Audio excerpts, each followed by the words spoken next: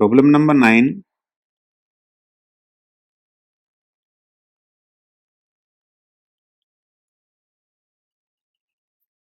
Two water taps together can fill a tank in 9 3/8 hours. The tap of larger diameter takes 10 hours less than the smaller one to fill the tank separately. Find the time in which each tap can separately fill the tank.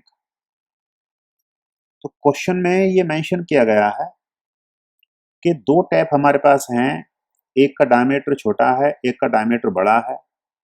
अगर दोनों taps को हम एक साथ open करते हैं तो वो टैंक को फिल करती हैं 9 इंटू 3/8 आवर्स में।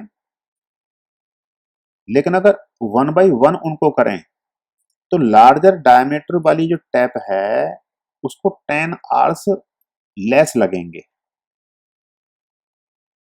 और हमें ये टाइम कैलकुलेट करना है कि दोनों जो टैप हैं अगर सेपरेटली इसको फिल करें तो उन्हें कितना टाइम लगेगा। एक कोई सा भी टैप का टाइम पहले अज्यूम कर लीजिए। Late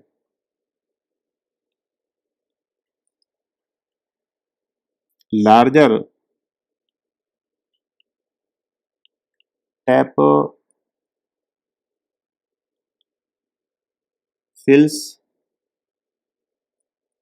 the tank in X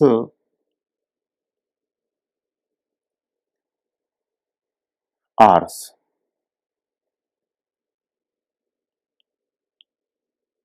Then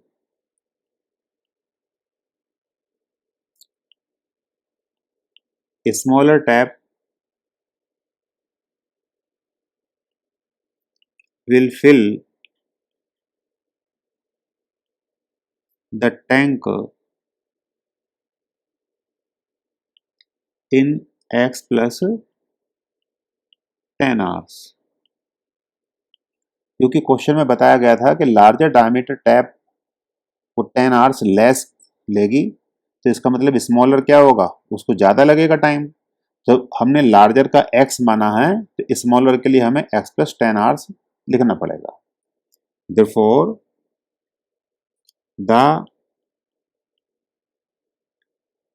volume fractions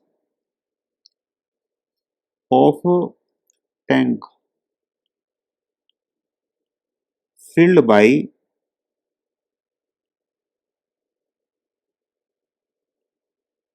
these taps are 1 over x and 1 over x plus 10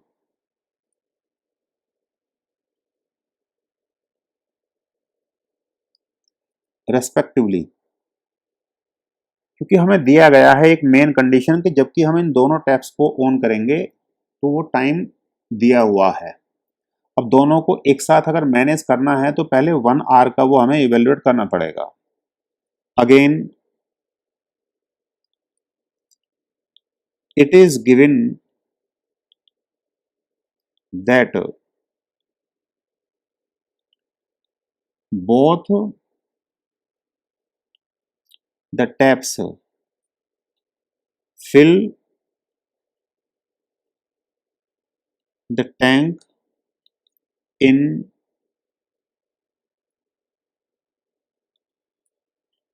this time, और इसे हम ऐसे ले सकते हैं। तो इतने टाइम में दोनों फिल करेंगे। हम ये भी तो कह सकते हैं कि अगर इतने टाइम में दोनों फिल करेंगी तो दोनों जो टैप होंगी वो 1 आवर में इस टैंक का वॉल्यूम फिल करेंगी 8/75। Therefore,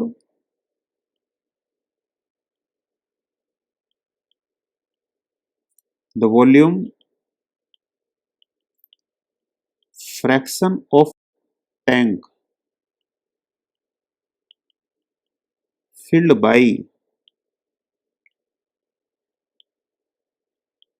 both the taps, क्योंकि 75/8 लगेंगे टोटल भरने में, तो 1 आवर में इसका रिवर्स, ये वॉल्यूम का फ्रैक्शन आएगा, इतना पार्ट आएगा। और हमने ये अलग से ऊपर कैलकुलेट कर लिया है कि ये एक टैप का तो वैल्यू है 1 आवर का फ्रैक्शन ये, और दूसरे का ये। अब जब इन दोनों को हम साइमल्टेनियसली ऑन करेंगे तो इन फ्रैक्शंस को ऐड कर दें तो उसका वैल्यू 8/75 के इक्वल आएगा। अब जो हमारे पास गिवन कंडीशन है वो बन गया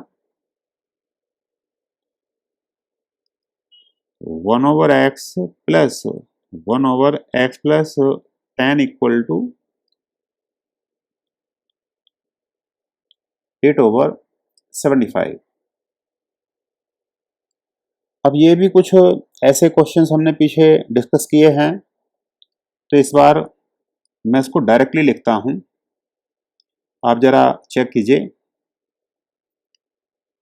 पीछे तो मैंने पूरा ऐसे लिख लिख के बताया है, लेकिन अब आप इसको आई होप फॉलो कर जाएंगे।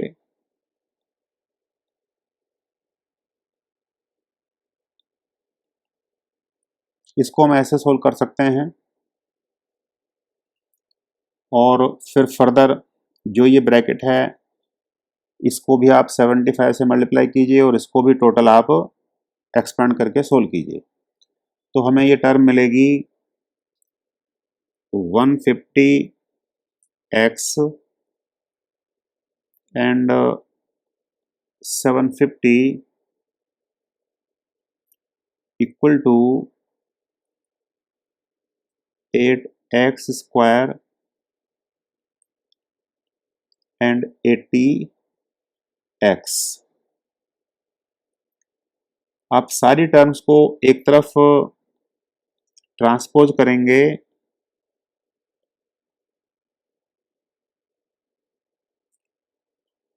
तो वैल्यू आएगी ऐसे, और ये दो टर्म्स को आप एक साथ ग्रुप करेंगे तो वैल्यू हमारे को मिलेगी 70x एंड -750। अब इसमें सारी इक्वेशन में 2 कॉमन दिखाई दे रहा है, तो आप 2 से डिवाइड कर दीजिए। 2 से डिवाइड अगर हम करेंगे तो आपको मिलेगा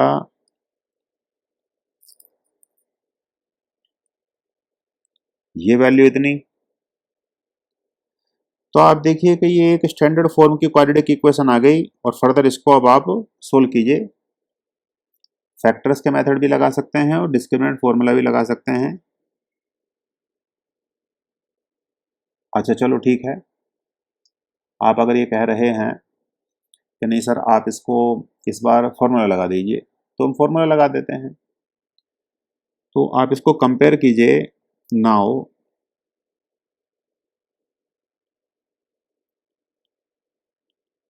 comparing this equation with standard form of quadratic equation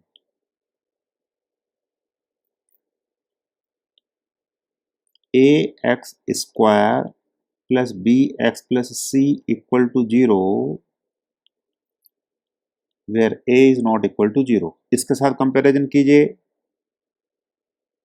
we get a equal to 4, b equal to -35 and c equal to -375।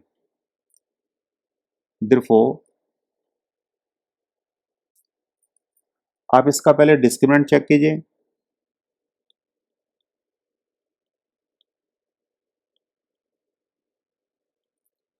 Capital D वो आएगा B square minus 4ac,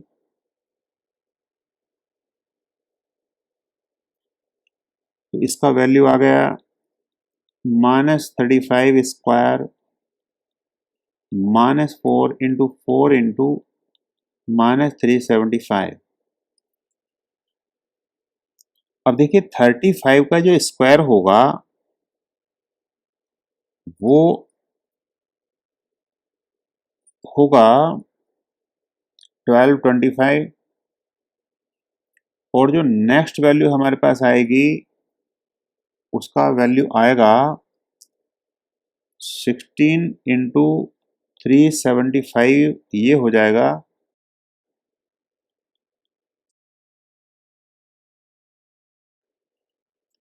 and net value जो आएगी वो हमारे पास आएगी इतना। अब ये एक पॉजिटिव वैल्यू है, तो यहाँ पर दो रियल रूट्स इस इक्वेशन के एग्जिस्ट करेंगे और वही हमारे को सोल्व करने हैं।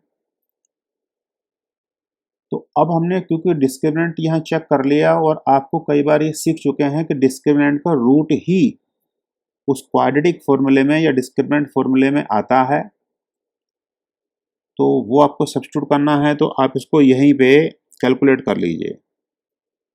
तो रूट डी हमारे पास होगा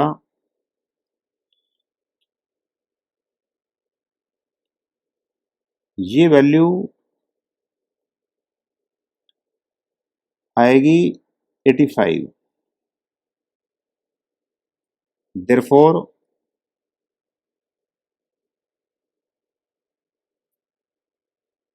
the roots are x equal to minus b plus minus root d divided by 2a,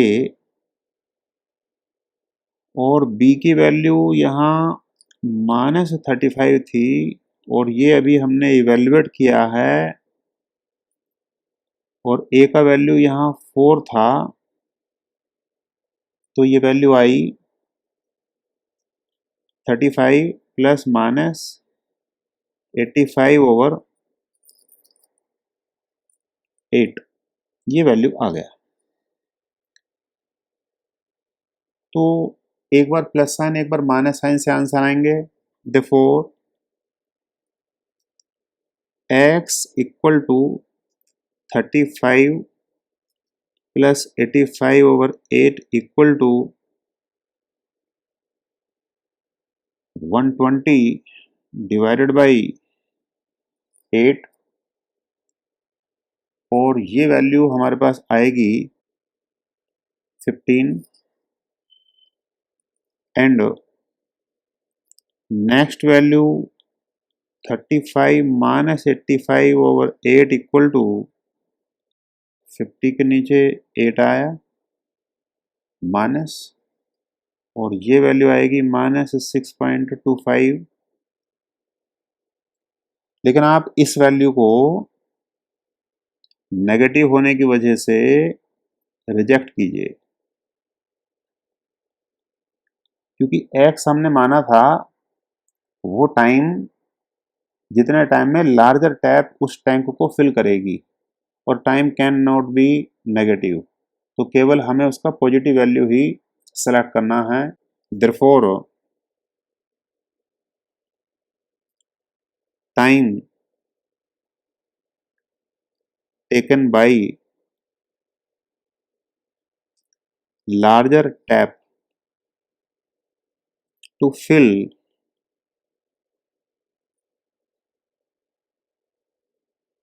the tank separately, वो तो आएगा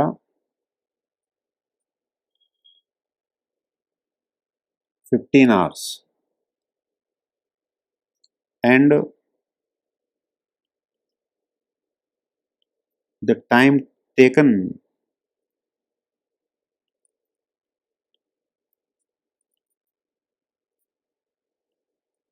by a smaller tap to fill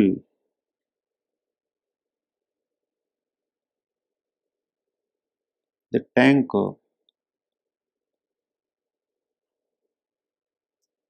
separately,